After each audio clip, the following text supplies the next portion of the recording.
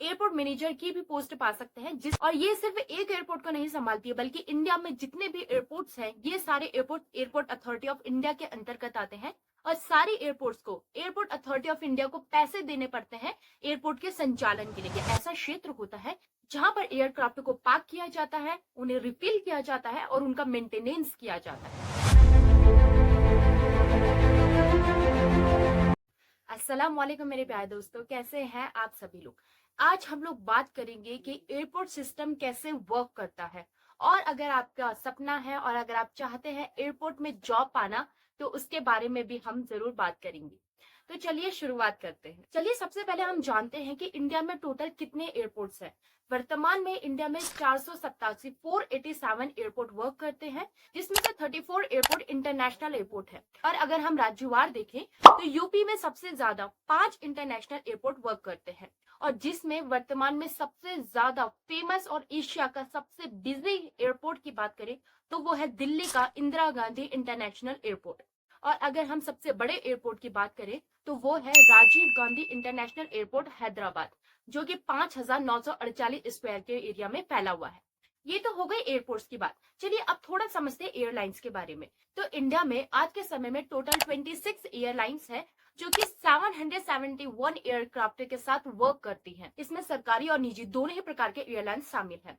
और इसमें इंडिगो भारत की सबसे बड़ी एयरलाइन है, जो कि 400 से ज्यादा एयरक्राफ्ट के साथ 117 से ज्यादा डेस्टिनेशन पर वर्क करती है और डेली 2000 से ज्यादा फ्लाइट को ऑपरेट करती है। इसके अलावा इंडिया में air India, Vistara, spice jet, Go Air जैसी बहुत सी प्रमुख एयरलाइन भी मौजूद है। चलिए अब हम लोग पूरे एयरपोर्ट सिस्टम को समझते हैं।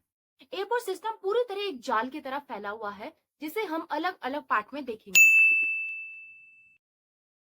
चलिए सबसे पहले हम लोग इसके टर्मिनल बिल्डिंग को समझते हैं। ये यात्रियों के लिए मुख्य प्रवेश द्वार और निकास बिंदु की तरह कार्य करता है। इसमें आपके check in counter, baggage claim area, security check points और बोर्डिंग गेट्स होते हैं, जहां पर आप लोग अपना बोर्डिंग करवाते हैं, साथ ही अपने बैगेज का वेट वगैरह करवाते हैं।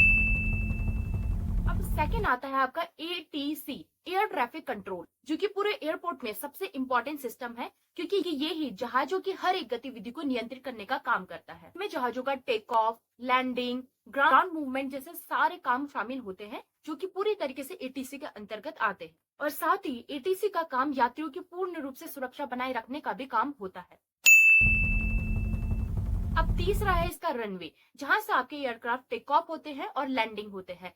एक ही एयरपोर्ट में एक या उससे ज्यादा पैरेलल रनवे हो सकते हैं, ताकि अगर कभी एक के साथ कुछ फ्लाइटों को ऑपरेट किया जाए तो उनके लिए अलग अलग रनवे हो। अब इसके चौथे पार्ट की बात करते हैं, जो है एप्रन। शायद बहुत से लोगों को इसके बारे में नहीं पता होगा। तो ये एक ऐसा क्षेत्र होता है जहां पर एयरक्राफ्ट को पार्क किया जाता है, उन्हें रिफिल किया जाता है और उनका मेंटेनेंस किया जाता है। अब अगला है ग्राउंड हैंडलिंग एजेंसी। ये जहाजों के लिए जो भी ग्राउंड सिस्टम होता है उसकी गतिविधि के लिए जिम्मेदार होता है। इसमें आपका आता है बैगेज हैंडलिंग, केटरिंग और फ्यूलिंग। ये सारी चीजें आपके ग्राउंड हैंडलिंग सिस्टम के अंतर्गत आती हैं। अब इसका एक और मेन पार्ट है, जो कि है सिक्योरिटी।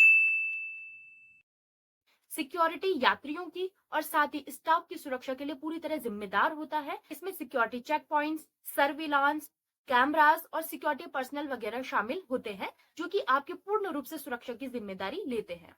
अब सातवां आपका आता है बैगेज हैंडलिंग सिस्टम।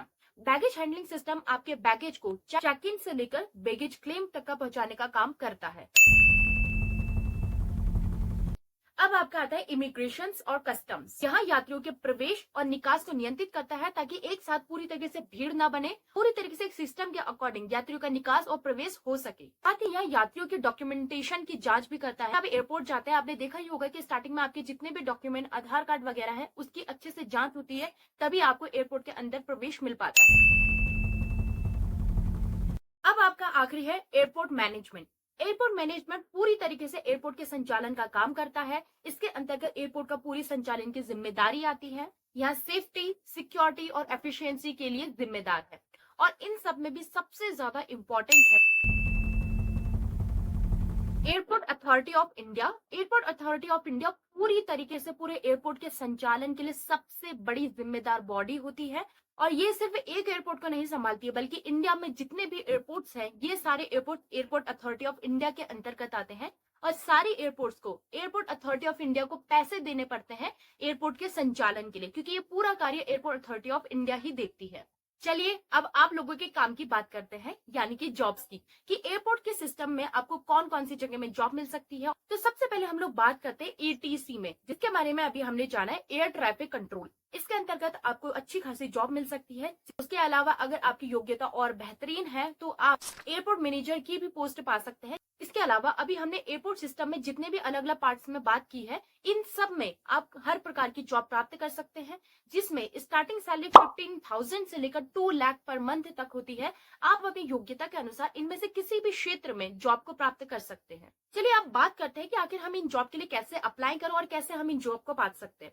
सबसे पहले तो एयरपोर्ट में जितने भी ये सिस्टम्स है और जहां जहां ये जॉब्स है, उसके लिए जो सबसे बेसिक रिक्वायरमेंट है वो है आपका ग्रेजुएशन।